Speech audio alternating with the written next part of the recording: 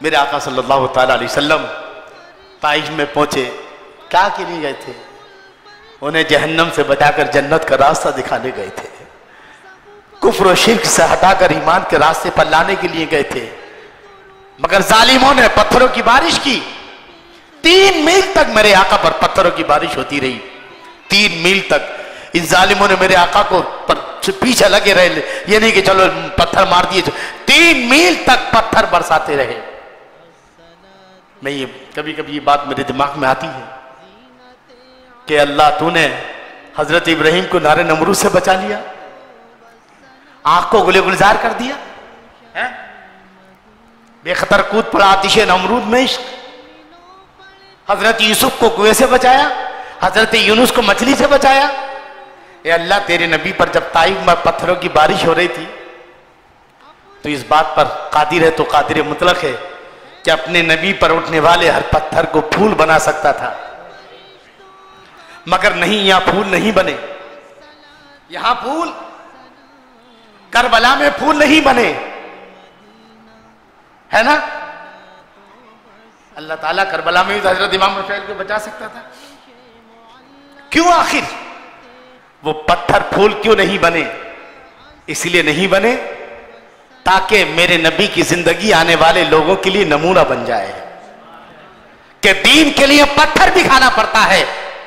अगर मैं फूल बना दूंगा तो लोग कहेंगे अरे नबी पर तो उड़ने वाले पत्थर फूल बन गए थे, मैं कैसे जाऊं? नहीं, मेरे नबी ने 3 मील दूरी तक पत्थरों को बर्दाश्त किया है। जिस्म का वो कौन सा हिस्सा था कि जो मेरे आका के जिसमें नाज़नीन पर ना लगा हो, यहां तक कि आपकी पूरी जूती मुबारक जो है खून से तर हो गई और आप गश खाकर जमीन पर गिर गए। और इसलिए कि ताकि कयामत तक लोग सोच ले कि दीन जो है, जन्नत इतनी आसान नहीं है कि सिर्फ नमाजों से मिल जाए, जन्नत इतनी आसान नहीं है कि सिर्फ हज करने से मिल जाए, जन्नत इतनी आसान नहीं है कि सिर्फ ज़कात देने से मिल जाए। अगर जन्नत चाहिए तो नमाज के साथ, रोजे के साथ, हज के साथ, ज़कात के साथ तबलीग भी करना पड़ेगी, पत्थर भी खाने पड़ेंगे। करबला की तपती रेत पर जो है अपने बच्चों को, नौजवानों को, बूढ़ों को जो है कुर्बान करना पड़ेगा, तब जाके दीन आगे बढ़ेगा, तब जाके जन्नत मिलेगी। डॉक्टर इकबाल इसी को कहते हैं कि ये शहादत गहे उल्फत में कदम रखना है, ये शहादत गहे उल्फत में कदम रखना है। लोग आसान समझते हैं मुसलमान होना, लोग आसान समझते हैं मुसलमान होना। मैं अर्ज कर रहा था, वापस आए, आपके चहीते चचा अबू तालिब इंतकाल फरमा गए, जो आपके साथ थे। ईमान नहीं लाए लेकिन आपको कभी नहीं छोड़ा तन्हा। जब कुफारे मक्का ने मेरे आका सल्लल्लाहु ताला अलैहि वसल्लम को मक्के से निकाल दिया था, हिजरत से पहले की बात है, 2.5 साल तक हुजूर सल्लल्लाहु ताला अलैहि वसल्लम और सहाबा के बच्चे पत्ते, पहाड़ों में पत्ते खा खा करके जिंदगी गुजारी है। बच्चे भूख से बिलखते थे, पानी तक नहीं मिलता था जिसको, तो उस आलम में भी अबू तालिब ने साथ नहीं छोड़ा। साथ में रहे, इसलिए शेबे अबी तालिब कहा जाता है उसको। मैं अपने भतीजे का साथ नहीं छोड़ूंगा। कलमा तो नहीं पढ़ा बज़ाहिर, लेकिन हुजूर का साथ नहीं दिया। इसी साल आपके वो चहीते चचा इंतकाल कर गए। और उससे बढ़कर और एक गम कि हजरत खदीजा, जिन्होंने तन मन धन सब कुछ दांव पर लगा दिया था इस्लाम के लिए, अपने नबी की मोहब्बत में, अपने शोहर नामदार की मोहब्बत में सब कुछ कुर्बान कर दिया। मक्के की सबसे मालदार औरत थी हजरत खदीजतुल कुबरा। और जब मक्के की मार्केट में इनके वालिद का माले तिजारत उतरता था तो धूम मच जाती थी, और इनके वालिद जो है तिजारत के दाम मुकर्रर करते थे चीजों के। लेकिन सब कुछ लुटा दिया। और कितना लुटाया कि जब आपका आखिरी वक्त था हजरत खदीजतुल कुबरा रज़ियल्लाहु ताला अन्हा का, तो चराग में डालने के लिए तेल नहीं था, बाजू से लाया गया है। हम क्या कुर्बानियां देंगे? किस एंगल से कहें कि हम आशिक हैं? अगर सहाबा हमारी इन बातों को सुनते ना कि ये आशिक, अरे इश्क सहाबा ने किया है। उन इश्क हमने तो सिर्फ दावे किए, खोखले दावे। इश्क का सबूत तो सहाबा के पास था, मगर उन्होंने दावे नहीं किए हैं। उनके पास सबूत थे, दावे नहीं थे।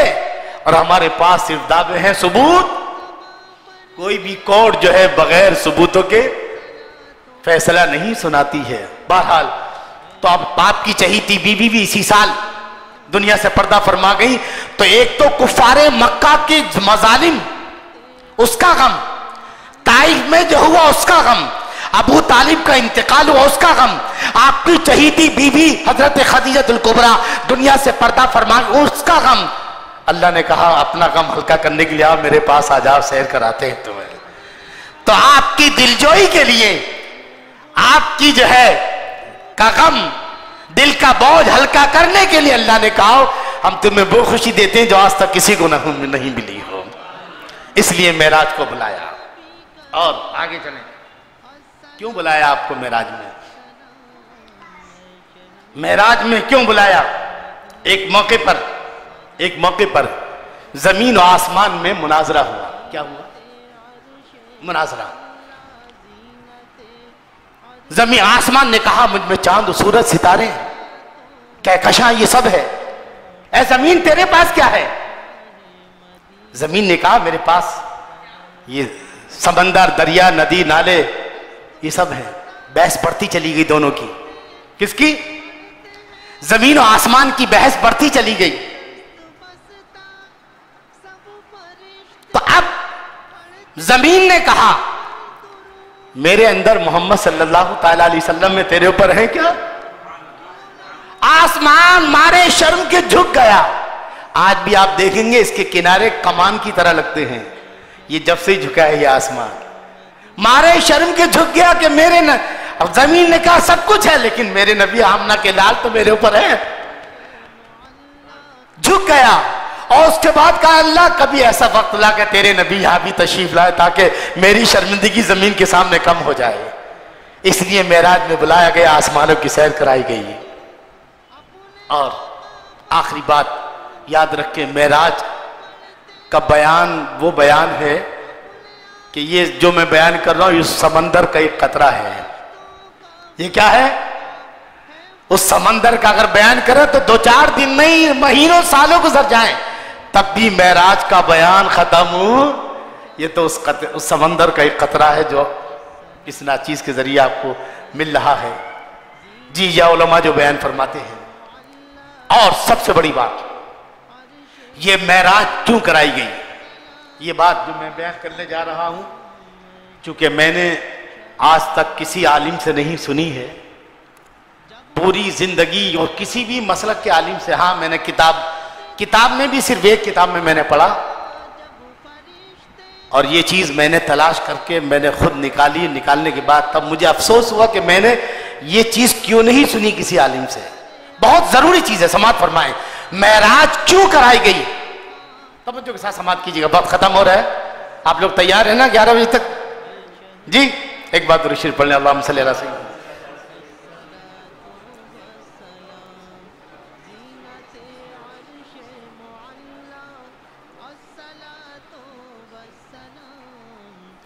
معراج کب ہوئی؟ جب ہجرت آپ کرنے والے ہیں، 1 سال کے اندر آپ مکے سے مدینے کو ہجرت کریں گے، مکے سے مدینے کو ہجرت کریں گے۔ اب ابھی تک جب تک مسلمان مکے میں تھے کوئی سوسائٹی نہیں تھی مسلمانوں کی، کیونکہ بیچارے جہاں مسلمان ہونا ہی جان جوخم میں ڈالنا تھا وہاں سوسائٹی کیسے بنے گی؟ سوسائٹی کے لیے ضروری ہے نا کہ لوگ اکٹھا ہوں۔ اب مدینے جائیں گے، مدینے جا کر کے سارے مسلمان وہاں جمع ہوں گے مکے اور مدینے کے، اور ایک سوسائٹی بنے گی، اسلامی سوسائٹی۔ کیسی سوسائٹی؟ جس کو ساری کائنات کے لیے، تمام دنیا کی سوسائٹیوں کے لیے آئیڈیل بننا ہے، نمونہ بننا ہے، ایسی سوسائٹی میرے آقا صلی اللہ تعالی علیہ وسلم مدینے میں بنیاد ڈالیں گے جا کر کے۔ تو وہ سوسائٹی کیسی ہونی چاہیے، اس کے کیا منشور ہونے چاہیے اس سوسائٹی کے، تو وہ اصول بھی اللہ نے معراج میں عطا فرمائے ہیں۔ میرے نبی صلی اللہ تعالیٰ علیہ وسلم آپ عنقریب مکے سے مدینے کو ہجرت کرنے والے ہیں اور آپ ایک اسلامی سوسائٹی کی بنیاد ڈالنے والے ہیں.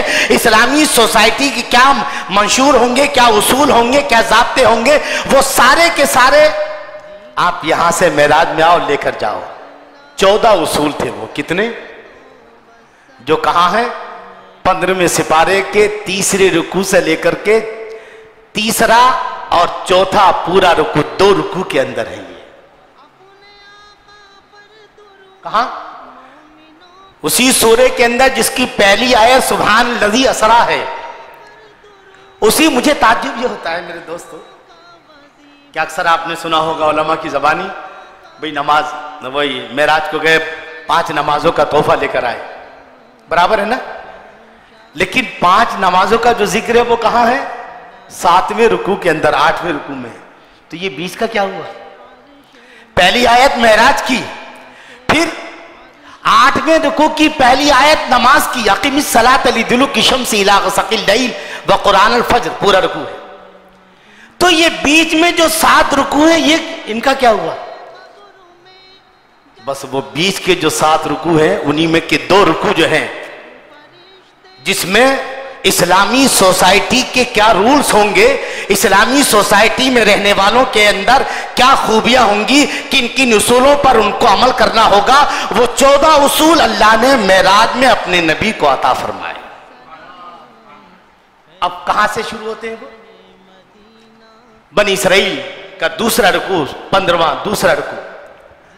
اللہ ارشاد فرماتا ہے وَقَضَى رَبُّكَ أَلَّا تَعْبُدُوا إِلَّا إِيَّاهُ. اسلامی سوسائٹی کا پہلا اصول یہ ہے, اسلامی سوسائٹی جو مسلمانوں کی سب سے پہلی سوسائٹی ہوگی, جس کو قیامت تک تمام سوسائٹیوں کے لیے آئیڈیل بننا ہے, نمونہ بننا ہے, اس کا پہلا اصول یہ ہوگا کہ وہ صرف اپنے رب کی عبادت کریں. وَقَضَى رَبُّكَ أَلَّا تَعْبُدُوا إِلَّا إِيَّاهُ. ان کا رب تو انہیں حکم دیتا ہے کہ صرف ایک خدا کی عبادت کریں. ان کی اگر جبین نیاز جھکے تو اس بارگاہ بے نیاز کے آگے قُلْ هُوَ اللَّهُ أَحَدٌ اللَّهُ الصَّمَدُ لَمْ يَلِدْ وَلَمْ يُولَدْ وَلَمْ يَكُنْ لَهُ كُفُوًا أَحَدٌ. پہلا اصول صرف رب کی عبادت, لا الہ الا اللہ, اللہ کے سوا کوئی عبادت کے لائق نہیں. وہی عبادت کیسے ہوگی؟ محمد رسول اللہ جیسے محمد کریں گے. عبادت اللہ کی, طریقہ رسول اللہ کا. عبادت اس لیے تو حضور نے جب پوچھا اللہ تو نے مجھے کیا تحفہ دیا معراج میں, اللہ نے فرمایا جہاں میرا نام ہوگا وہی تمہارا نام بھی ہوگا. نماز میں میرا نام تو تمہارا بھی, اذان میں میرا نام تو تمہارا بھی. نماز میرے لیے ہوگی مگر طریقہ کس کا ہوگا؟ جی وَقَضَى رَبُّكَ أَلَّا تَعْبُدُوا إِلَّا إِيَّاهُ.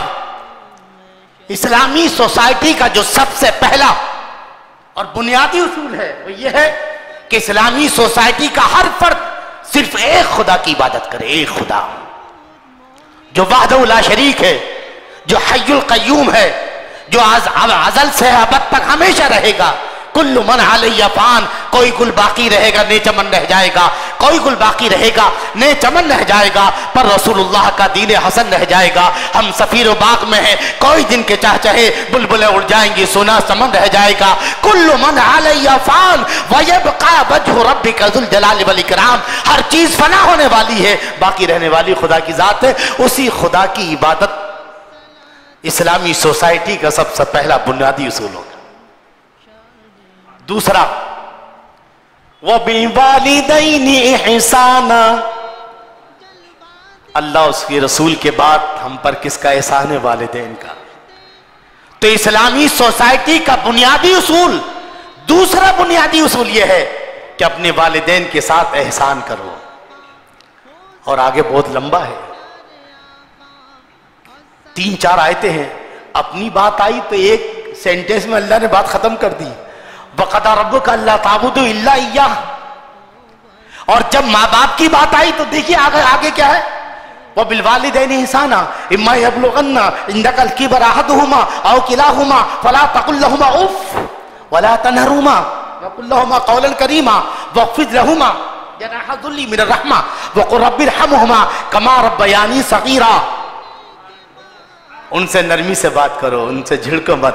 جیسے انہوں نے تمہارے ساتھ دعا کرے اللہ، جیسے انہوں نے بچپنے میں میرے پر رحم کیا ہے، اے اللہ تو اب ان پر رحم فرما. ادائیگی کے معاملے میں حقوق اللہ پہلے ہے، حقوق العباد بعد میں ہے، لیکن معافی کے معاملے میں حقوق العباد پہلے ہے اور حقوق اللہ بعد میں ہے. دوسرا اصول کہ اسلامی سوسائٹی کا کوئی بھی شخص اپنے ماں باپ کو تکلیف نہیں دے گا، اپنے ماں باپ کے ساتھ احسان کرے گا، نرمی برتے گا ان کے ساتھ. اگر وہ کبھی بڑھاپے کی وجہ سے کوئی بات خلاف مزاج کہہ بھی دے تو ان سے اف بھی نہ کہو، فلا تقل لہما اف. ارے لفظ اف کہنے سے بھی ان کو تکلیف پہنچے گی.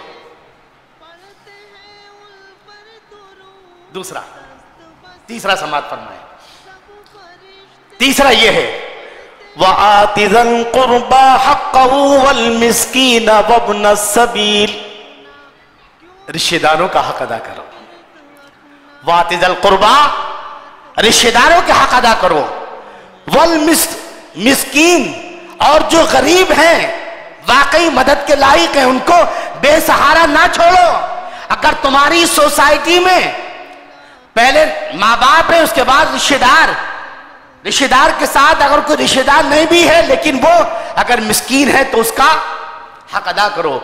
وابن السبیل اور مسافر، حالت سفر میں کوئی لٹ گیا بیچارہ، کسی نے پاکٹ کاٹ لیا، کسی نے لوٹ لیا. پہلے تو قافلے لٹتے تھے، بڑے بڑے کروڑ پتی قافلے میں لٹ جاتے تھے تو بیچارے سڑک پتی بن جاتے تھے.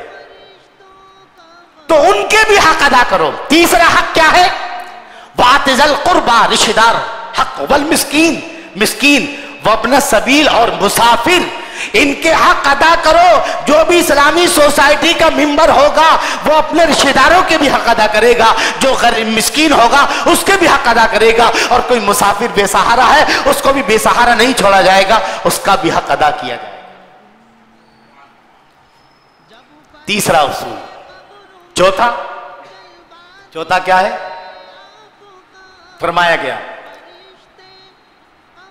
وَلَا تُبَذِّرْ تَبْذِيرًا. اگر تمہارے پاس اللہ نے دولت دی ہے تو فضول خرچی نہ کرو. اِنَّ الْمُبَذِّرِينَ كَانُوا إِخْوَانَ الشَّيَاطِينَ.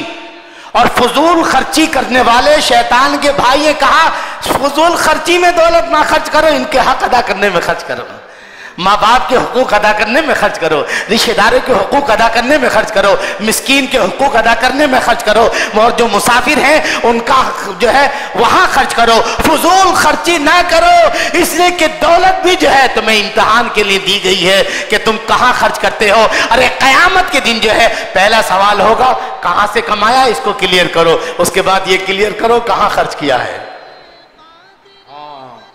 کہتے ہیں اللہ چھپڑ پھاڑ کے دے، چھپڑ پھاڑ کے وہ جب دیتا ہے تو چھپڑ پھاڑ کے دیتا ہے، جب لیتا ہے تو چمڑی.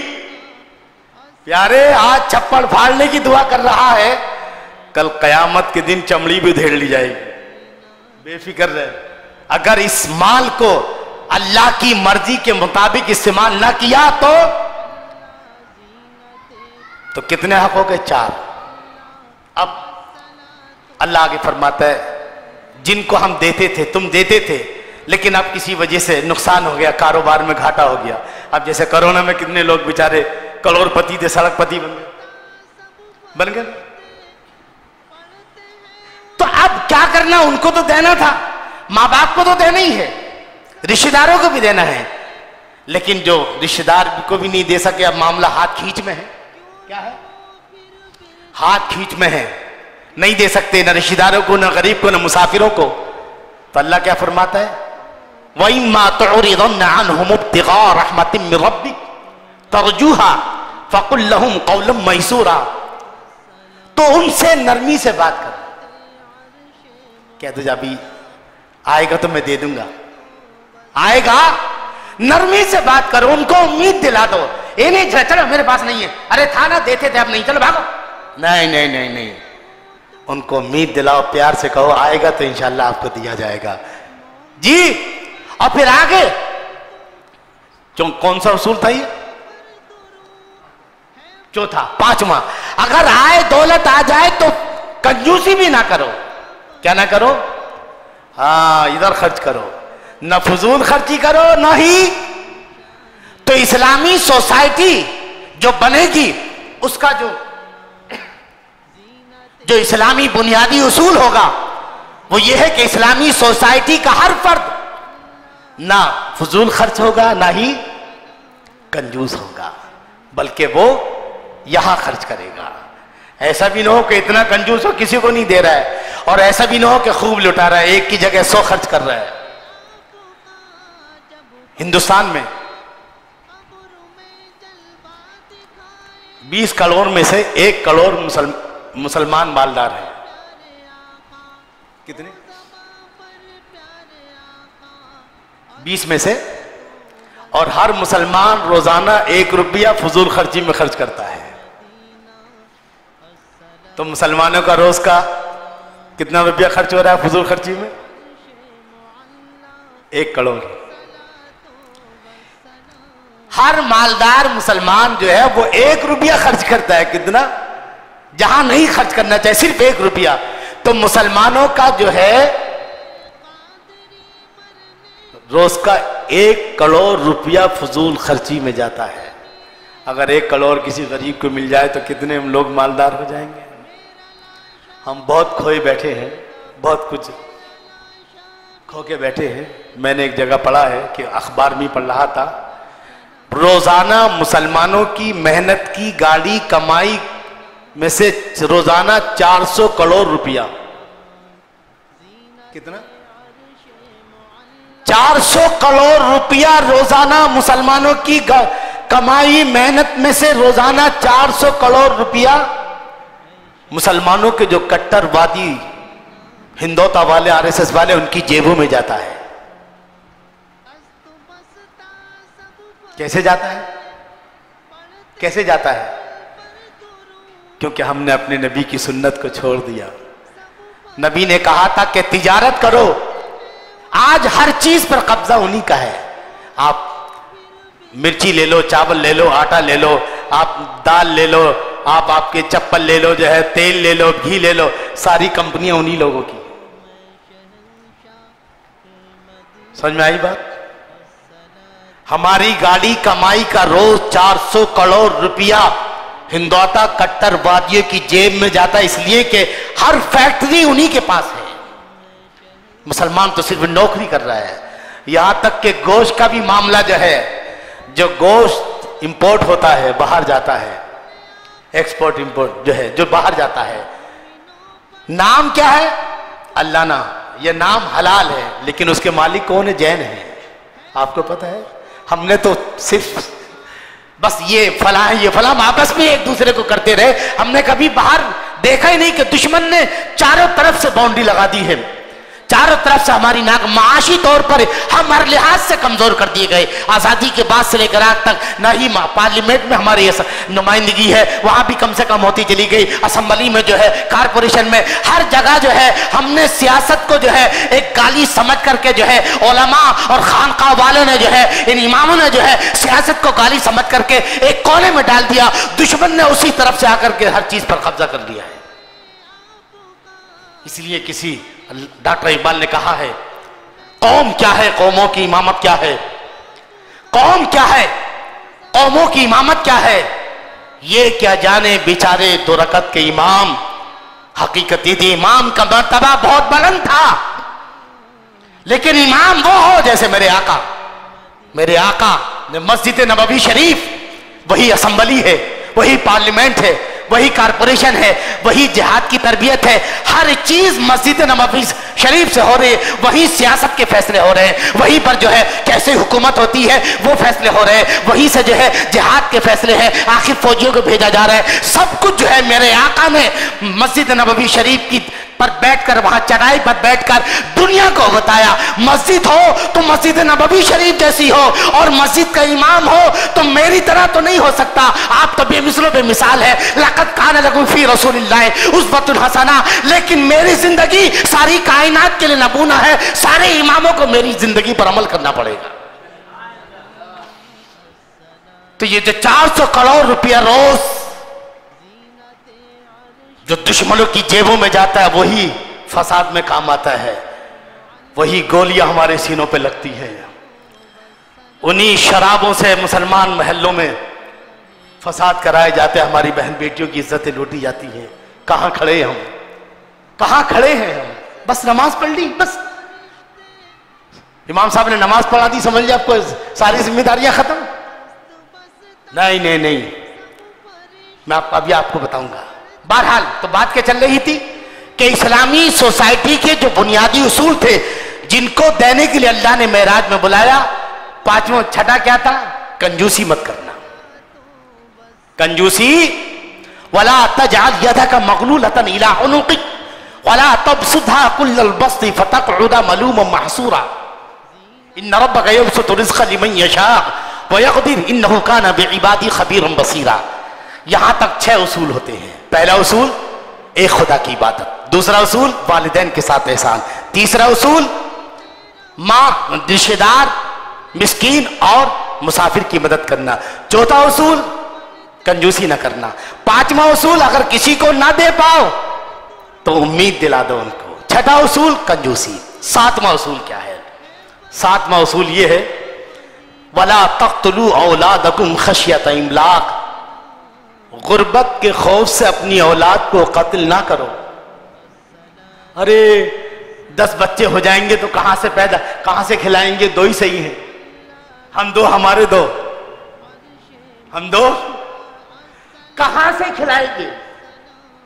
آج سے 20 سال پہلے ہندوستان کی آبادی کیا تھی اور آج کتنی سب لوگ کھا رہے ہیں کہ نہیں کھا رہے؟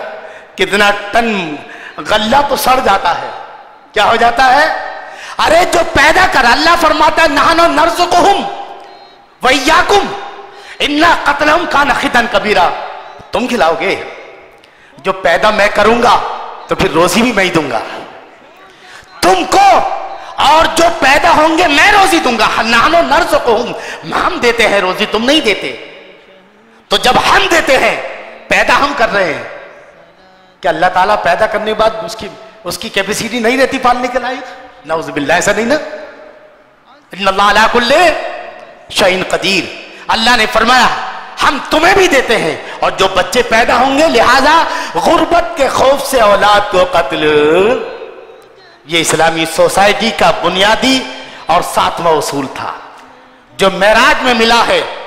اور 8واں اصول یہ ہے وَلَا تَقْرَبُوا الزِّنَا إِنَّهُ كَانَ فَاحِشًا وَسَاءَ سَبِيلًا. اور زنا کرنا تو دور کی بات ہے, زنا کے قریب بھی نہ جاؤ. اب زنا کے قریب جانے کا مطلب سمجھتے ہیں؟ یہ نہیں کہا زنا مت کرو, بلکہ کہا زنا کے قریب. زنا کے قریب کا مطلب یہ ہے کسی اجنبی عورت سے تنہائی میں بے پردہ بات کرنا, اس کی سریلی آواز سے مزے لینا, سمجھے نا جی. عورتوں کی محفلوں میں جانا, کیونکہ جب حسن بے پردہ ہوتا ہے تو اندر کا شیطان, اللہ کے رسول صلی اللہ تعالی وسلم ارشاد فرماتے ہیں جب ایک مرد اور اجنبی مرد اور عورت جب تنہائی میں ملتے ہیں تو تیسرا شیطان ہوتا ہے, وہ دونوں کے نفس کو بھڑکاتا ہے, وہ دونوں کے نفس کو بھڑکاتا ہے. تو وہ ایسی جگہ بھی نہ جاؤ جو زنا کا سبب بنے. زنا کرنا تو دور کی بات ہے, زنا کے قریب لے جانے والی ساری چیزیں آنکھوں سے دیکھنا, ارے فلاں بڑی خوبصورت ہے, ارے یار دیکھنے میں کیا جاتا ہے, یہیں سے تو شروع ہوتا ہے. پہلے آنکھ میں لڑتی ہے, پھر دل, اور پھر اس کے بعد یاد ہے آپ کو کہ نہیں, حضور سیدی اعلیٰ حضرت امام احمد رضا فاضل بریلوی رحمۃ اللہ تعالیٰ علیہ, بچپنے کا عالم ہے, بہت مختصر کر رہا ہوں میں. تو آپ جا رہے تھے, پہلے زمانے میں 12-13 سال کی بچے اندر کچھ نہیں پہنتے تھے, انڈر ویئر نہیں رہتا تھا, خالی قمیض. تو سامنے سے طوائف جا رہی تھی, آپ نے کیا کیا, دیکھا طوائف جا رہی, تو آپ نے جو کرتا تھا اس کو پکڑ کے منہ پہ ڈھک لیا، تو یہ حصہ دیکھ گیا، کرتے سے ڈھکا ہوا تھا۔ اب وہ طوائف قریب آئی، کہا بچے عجیب ہو تم، جو چیز چھپانے کی تھی وہ دکھا دی، اور چہرہ چھپانے کا، آنکھیں چھپانے کی نہیں تھی وہ تم نے جو ہے وہ تم نے چھپائی۔ تو اعلیٰ حضرت نے فرمایا کہ پہلے آنکھیں بگڑتی ہیں، پھر دل بگڑتا ہے، اس کے بعد شرمگاہ بگڑتی ہے۔ تو پہلے میں نے صحیح کام کیا، پہلے آنکھوں پہ کنٹرول کیا، میں نے پہلے آنکھیں ڈھک لی۔ اسی لیے تو وضو کا جو پہلا فرض ہے وہ چہرہ ہے۔ وضو کا پہلا فرض کیا ہے؟ چہرے پہ آنکھیں ہیں، پہلے اس کو صاف کر لو صدر کے لیے۔ تو اسلامی سوسائٹی کا جو بنیادی اصول ہے 8واں، وہ یہ کیا ہے کہ اسلامی سوسائٹی کا کوئی فرد بھی زنا تو دور کی بات ہے، زنا کے قریب بھی نہیں جائے گا۔ اور 9واں، انسانی جان کی حرمت۔ اللہ ارشاد فرماتا ہے وَلَا تَقْتُلُوا النَّفْسَ الَّتِي حَرَّمَ اللَّهُ إِلَّا بِالْحَقِّ، کوئی کسی کو قتل نہیں کرے گا۔ قتل کے 3 صورتیں ہیں، ایک تو خون کے بدلے قتل کیا جاتا ہے تب، یا پھر بادشاہ وقت سے غداری ہو، بغاوت ہو تو، اور تیسری صورت اور 3 چیزوں کے علاوہ یا مرتد ہو جائے تب قتل ہے۔ اس کے علاوہ 3 چیزوں کے علاوہ قتل کی اجازت۔ تو جو اسلامی سوسائٹی ہوگی اس کا بنیادی اصول جو ہے 9واں یہ ہوگا کہ ہر انسان دوسرے کی جان کی عزت کرے گا، حرمت کرے گا، کوئی کسی کو قتل، ہر ایک دوسرے کا احترام کرے گا۔ اور 10واں جو ہے وَلَا تَقْرَبُوا مَالَ الْيَتِيمِ إِلَّا بِالَّتِي هِيَ أَحْسَنُ، اسلامی سوسائٹی کا بنیادی اصول یہ ہے کہ یتیموں کا مال نہیں کھاؤ گے، کہ آپ کمزور ہے لوٹ لو، کون آئے گا اس کی حمایت میں، لا اس کے مال پہ قبضہ کر لو، نہیں۔ اللہ فرماتا ہے جب تک وہ بالغ نہ ہو جائیں ان کے مال کی حفاظت کرو، لوٹنا تو دور کی بات ہے۔ کیا ہے؟ ان کے مال کی وَلَا تَقْرَبُوا مَالَ الْيَتِيمِ إِلَّا بِالَّتِي هِيَ أَحْسَنُ حَتَّى يَبْلُغَ أَشُدَّهُ، یہاں تک کہ جب وہ بالغ ہو جائے تو ان کا مال۔ تو اسلامی سوسائٹی کا بنیادی اصول جو ہے 10واں یہ کہ یتیم کے مال کی حفاظت کی جائے، لوٹا۔ اور 11واں اصول یہ ہے وَأَوْفُوا بِالْعَهْدِ، وعدے کی پاسداری کرو، جو وعدہ کرو وعدہ پورا کرو۔ وعدہ خلافی یہ مومن کی نہیں منافق کی پہچان ہے۔ آیت المنافق ثلاث، اذا حدث کذب واذا وعد خلف واذا اؤتمن خان۔ منافق کی 3 پہچان ہے، جب وہ بات کرے تو جھوٹ بولے، جب وہ وعدہ کرے تو وعدہ خلافی کرے، اور جب اس کے پاس امانت رکھی جائے امانت میں خیانت کرے۔ افسوس کے ساتھ کہنا پڑتا ہے آج سب سے زیادہ جھوٹ بولنے والی کوئی قوم ہے تو مسلمان نظر آتی ہے، سب سے زیادہ وعدہ خلافی کرنے والی کوئی قوم ہے تو مسلمان نظر آتی ہے، سب سے زیادہ امانت میں خیانت کرنے والی کوئی قوم ہے۔ آج وقف کی بورڈ آج جو ہے مسجدوں کے مال کون کھا رہا ہے؟ کوئی رام لکھن نہیں کھاتا ہے، بلکہ کوئی جو ہے مسلمان ہی کھاتے ہیں۔ درگاہوں کے مال کون کھاتا ہے؟ مسلمان ہی کھاتے ہیں۔ مدرسوں کے مال کون کھاتا ہے؟ کوئی غیر مسلم نہیں۔ آج امانت میں خیانت، جبکہ یہ تینوں نشانی منافقوں کی ہیں، ایمان والوں کی نہیں۔ اللہ ارشاد فرماتا ہے اوفو بالعہد۔ اسلامی سوسائٹی کا جو بنیادی جو ہے 11واں اصول ہے وہ وعدے کی پاسداری ہے، وعدے کی۔ اور اس کے بعد 12واں اصول وَأَوْفُوا الْكَيْلَ إِذَا كِلْتُمْ وَزِنُوا بِالْقِسْطَاسِ الْمُسْتَقِيمِ، جب ناپو تو صحیح صحیح ناپو، اور تولو تو بھی اور ناپو تو بھی۔ بھنڈی بازار میں لمبی لمبی داڑھی رکھ کر کے بہت لمبا لمبا جھوٹ بولتے ہیں، معلوم ہے آپ کو؟ بھنڈی بازار میں ناخدا محلے میں ایک بار میں گیا رمضان کی شاپنگ کرنے کے لیے، 5 میٹر کپڑا میں نے خریدا، اور جب یہاں آ کے دیکھا تو وہ 4.5 میٹر تھا۔ کتنا تھا؟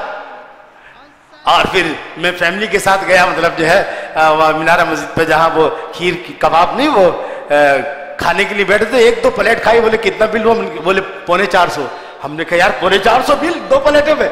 تو سارے کے سارے جتنے بھی کھیری کباب کے جو دکانیں تھی سب لڑنے کے لیے آ گئے۔ ہم نے کہا بھائی ان سے لڑنا بیکار ہے، 450 روپے دیے، جان بچی تو لاکھوں پائے، لوٹ کے بدو گھر کو آئے۔ یہ حال ہے مسلمانوں کا۔ سوچیے آپ کس کی بات کر رہے ہیں کہ ہم قرآن خوانی ہو جائے گی؟ تم زندگی بھر لوگوں کی گردنیں کاٹو اور ایک قرآن خوانی میں بخشے جاؤ گے؟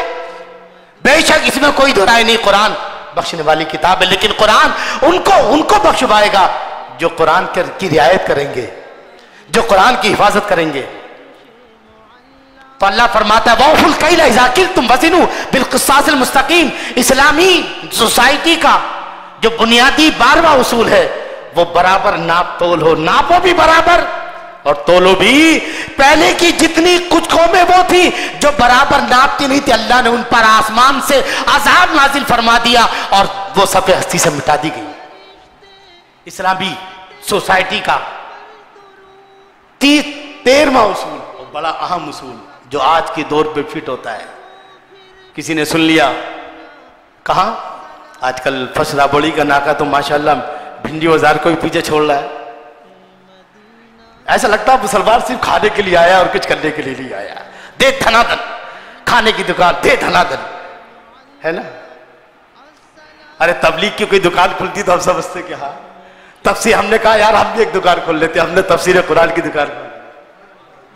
سب جو ہے کھیری کباب اور اس کی دکانیں کھولے. ہم نے کہا چلو جو بھی جو آئے گا اللہ جسے ہدایت دے گا, ہے نا. ہاں بہت خاص بات, جہاں ایک گروپ دوسرے گروپ سے لڑ بیٹھتا ہے, جہاں دوستوں کی دوستی ختم ہو جاتی ہے, جہاں بڑی بڑی تحریکیں تنظیمیں ٹوٹ جاتی ہیں, جہاں بڑے بڑے نیکوں کو راتوں رات انہیں بدنام کر دیا جاتا ہے, جو ہیرو ہیں ان کو ویلن بنا دیا جاتا ہے, وہ اصول 13واں اصول بتایا جا رہا ہے کہ اللہ اکبر وَلَا تَقْفُ مَا لَيْسَ لَكَ بِهِ عِلْمٍ إِنَّ السَّمْعَ وَالْبَصَرَ وَالْفُؤَادَ كُلُّ أُولَئِكَ كَانَ عَنْهُ مسئولا. کیا مطلب ہوا اس کا؟ بغیر تحقیق و علم کے کسی چیز کے پیچھے نہ پڑو. جب تک کسی کے بارے میں پوری تحقیق نہ ہو زبان نہ کھولو. کسی نے سڑک پر کہہ دیا فلاں آدمی ایسا ہے اور تم نے سن لیا اور تم کہتے پھر ہاں فلاں آدمی ایسا ہے, فلاں آدمی ایسا ہے, جبکہ وہ معلوم ہے کہ رابوڑی کا نمبر 1 کا جھوٹا ہے اور تم نے اس کی جھوٹے کی بات پر اعتبار کر لیا کیونکہ تمہارے دشمن کی بات تھی. تو جب تک کسی کے بارے میں, یہاں تک حدیث میں آتا ہے اگر ایک اجنبی مرد اور عورت ایک بستر پر سو رہے ہیں نا, تب بھی ہم ان پر زنا کا الزام نہیں لگا سکتے جب تک کہ ہم ایسے نہ دیکھ لیں جیسے کہ سوئی کے ناکے میں دھاگا ڈالتے ہیں نا, جب تک اس طرح نہ دیکھ لیں جب تک ان پر زنا کا الزام, جس مذہب کا یہ عالم ہو, آج کوئی بھی کسی کے بارے میں کچھ کہہ دے تو ہم اسے دلیل بنا لیتے ہیں. اللہ فرماتا ہے تمہاری زبان کے بارے میں پوچھا جائے گا کہ زبان تم نے کیسے استعمال کی, کانوں کے بارے میں پوچھا جائے گا, دل کے بارے میں تم نے اس دل سے کیا سوچا, کیا خیال کیا. تمہاری جو بھی صلاحیتیں ہیں جب تک پوری تحقیق نہ ہو جائے, ایسے ہے کسی کی بات کا اعتبار نہ کرو. ہاں اگر کسی نے کہا کہ فلاں ایسا ہے, کہا تو نے دیکھا, کہا نہیں دیکھا, تو کہا تو نے کہا کیسے, کہا فلاں نے کہا ہے, کہا تو نے فلاں سے پوچھا. آج یہی چل رہا ہے, جہاں پان کی دکان ہو, چائے کی دکان ہو, ہوٹل ہو, فلاں ایسا ہے, فلاں امام یہ کر رہا ہے, فلاں ٹیسٹی یہ کر رہا ہے, فلاں مولوی یہ کر رہا ہے, فلاں ایسا کر رہا ہے. ارے سب سے زیادہ تم سب اسلام کہتا ہے پہلے اپنے گریبان میں جھانک کے دیکھو. اچھا بڑی اچھی بات ہے. ہم کیا کہتے ہیں, ہم کسی کو انگلی اٹھاتے ہیں تو سامنے والے پہ کتنی انگلی جا رہی ہے, 1, اور ادھر کتنی ہے. اگر ہم سامنے والے کو 1 انگلی اٹھاتے تو اپنی 3 انگلی جا رہی ہے اپنی طرف. یعنی پیارے سامنے انگلی اٹھانے والے, اگر اس کے اندر عیب 1 ہے تو تیرے اندر 3 عیب ہے. دیکھ رہے آپ ایکشن دیکھ رہے ہو نا. ہاں اس لیے کوئی بھی کہے, ہاں اگر جبرائیل آ کے کہہ رہے تو مان لو, اور جبرائیل تو آتے ہی نہیں ہے نا. کوئی نبی آ کر کہے تو مانو, اللہ کہے تو مانو. اب نہ وہ جبرائیل ہے نہ اللہ ہے, نہ کوئی نہیں ہے. ایک شرابی جواری چرس اللہ گرد اللہ کچھ بولے اور کہ فلاں ایسا ہے اور تم نے یقین کر لیا, پوری رابڑی میں پھیلا دیا. وَلَا تَقْفُ مَا لَيْسَ لَكَ بِهِ عِلْمٍ, جس چیز کی تمہیں تحقیق نہ ہو, جس کے بارے میں پورا علم نہ, اس کے پیچھے نہ پڑو. ان السمع, بے شک تمہارے کان, تمہاری آنکھیں, ان السمع والبصر, آنکھیں, کان, والفؤاد, اور دل, ان سب کے بارے میں سوال ہوگا. یہ اسلامی سوسائٹی کے جو 14 اصول اللہ نے معراج میں عطا کیے تھے ان میں کا 30واں ہے اور ان میں کا 13واں ہے, اور 14واں اصول یہ ہے وَلَا تَمْشِ فِي الْأَرْضِ مَرَحًا إِنَّكَ لَن تَخْرِقَ الْأَرْضَ وَلَن تَبْلُغَ الْجِبَالَ طُولًا. یعنی زمین میں اکڑ کے نہ چلو, زمین میں کیونکہ تم اتنے بڑے نہیں ہو گئے کہ زمین کو چیر سکو اور نہ ہی تم پہاڑوں کے بلندیوں کے برابر ہو سکو. تمہیں زمین پر اکڑ کر چلنے کا حق. تو اسلامی سوسائٹی کا جو بھی فرد ہوگا وہ کیسا ہوگا؟ عاجزی کے ساتھ، انکساری کے ساتھ. جہاں عاجزی ہوتی ہے وہی محبت ہوتی ہے، جہاں عاجزی ہوتی ہے وہی پیار ہوتا ہے، اور جہاں گھمنڈ ہوتا ہے وہاں نفرت ہوتی ہے، جہاں تکبر ہوتا ہے وہاں اختلاف ہوتا ہے، انتشار ہوتا ہے. اگر آج سماج کے اندر نفرتیں ہیں، اختلاف ہے، انتشار ہے، تو اس کی وجہ یہ ہے کہ جس کسی کے پاس ذرا سی دولت آ گئی تو گھمنڈ آ جاتا ہے، ذرا سی اولاد آ گئی گھمنڈ آ جاتا ہے، ذرا سا مرتبہ آ گیا گھمنڈ آ جاتا ہے. ارے اسلامی سوسائٹی کا جو بنیادی اصول ہے، 14واں اصول جو آخری اصول ہے کہ اسلامی سوسائٹی کا ہر فرد عاجزی کے ساتھ رہتا ہے. اللہ کہتا ہے گھمنڈ کے ساتھ مت چلو، اللہ اکبر. اور اس کے بعد پھر نماز کا حکم آیا ہے. یعنی یہ نماز اس لیے ہے تاکہ تمہیں یاد دہانی ہو کہ ان 14 اصولوں پر تمہیں عمل کرنا ہے. ان 14 اصولوں پر عمل کرنے کے لیے تمہیں 5 مرتبہ مسجد میں بلایا جاتا ہے اور ان اصولوں کی یاد دہانی کرائی جاتی ہے. یہ سارے اصول اللہ نے کہا تھا، فرمائے معراج کے اندر. تو یہ چند تقریباً 10 کے 11 وجوہات میں نے بتائیں. لِنُرِيَهُ مِنْ آیَاتِنَا، اللہ نے فرمایا تاکہ ہم اپنی نشانیاں دکھائیں. تو یہ ان نشانیوں کے تحت جو باتیں آتی ہیں 11 باتیں تھیں. اور سب سے بڑھ کر کیا تھا ایک بار پھر سمجھ لیں. آج کا جو بنیادی جو موضوع تھا مقصد معراج. مقصد معراج میں خود قرآن کہتا ہے لِنُرِيَهُ مِنْ آیَاتِنَا، تاکہ ہم نشانی دکھائیں. تو نشانی بھی کون سی والی؟ جو زمین پر ہے، جو پہلے آسمان پر ہے، دوسرے پر نہیں. تحت الثری، جو زمین کا سب سے نچلا حصہ ہے، وہاں سے لے کر سدرۃ المنتہا جو حضرت جبرائیل علیہ الصلوۃ والسلام جہاں رہتے، یہاں تک کا تو حضور نے بارہا دیکھا ہے. جہاں سے لا مکان شروع ہوتا ہے. کیا شروع ہوتا ہے؟ کوئی مکان نہیں، کوئی نہ مکان نہ مکانی، نہ زمان نہ زمانی، کوئی نہیں. اب صرف خدا اور خدا کا محبوب ہے. تو اب لا مکان کی جو نشانیاں ہیں، اور اس کی سب سے بڑی نشانی رب کا دیدار ہے اور جنت و دوزخ کی سیر ہے. اور اللہ نے گویا جو ہے اپنا دیدار کرانے کے لیے، نماز دینے کے لیے، اور اسلامی سوسائٹی کی جو بنیاد پڑے گی مدینے میں جا کر کے، اس کے جو اسلامی اصول ہیں جو 14 وہ دینے کے لیے. اور میرے نبی کو جو دل ٹوٹا تھا، مکے والوں نے ستایا تھا، طائف والوں نے ستایا تھا، اپنے چچا کے انتقال پر جو غم ہوا، اپنی چہیتی بیوی حضرت خدیجہ الکبریٰ کے انتقال پر، وصال پر جو غم ہوا، اس غم کو دور کرنے کے لیے، اس غم کو ہلکا کرنے کے لیے اللہ نے معراج کی شب بلایا. تو یہ وہ ساری وجوہات تھی جو مقصد معراج سے متعلق تھی. اللہ تعالی ہمیں اور آپ کو جو ہے صحیح معنی میں ان سب پر، اللہ مجھے سب سے پہلے مجھے اور آپ سب کو، اور اللہ تعالی جو بھی سننے والے ہیں ان سب کو اس پر عمل کرنے کی توفیق عطا فرمائے. آمین. السلام علیکم ورحمۃ اللہ وبرکاتہ.